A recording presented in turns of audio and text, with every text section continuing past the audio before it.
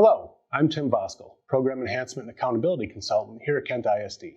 I work with all of our member districts, ensuring that their special education policies, procedures, and practices are compliant with special education rules and regulations.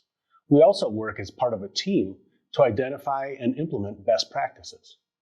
One of my areas of focus is working with the Kent ISD Career and College Readiness Department in promoting flexible alternative opportunities for high school students in promoting student outcomes, including personal curriculums.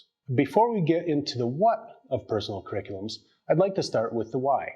This data reported to the state of Michigan on the usage of PCs and their effect on graduation and dropout shows the four-year cohort dropout rate for students who had a PC is 80% less than for those who didn't. The four-year graduation rate for students who had a PC is over 60% higher than for those who didn't. The college enrollment rate for students who had a PC is 28% higher for those who didn't. This data clearly demonstrates the positive impact of PCs on outcomes for all students. So what exactly is a personal curriculum? The legislative intent of the PC is to individualize the rigor and relevance of the educational experience and provide a tool to help all students succeed within the Michigan Merit Curriculum. Essentially, PCs enable districts flexibility and alternative choices for students who need a more tailored approach to learning.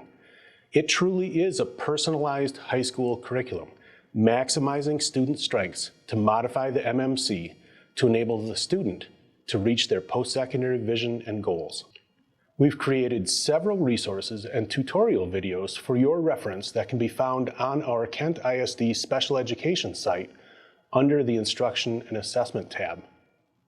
There will be additional PC professional development opportunities this school year for district teams, but there will also be two shorter sessions, June 13th and 14th, at the ISD as part of our launch event. There will be two sessions specifically for PCs for students with IEPs. Thank you, and hope to see you soon.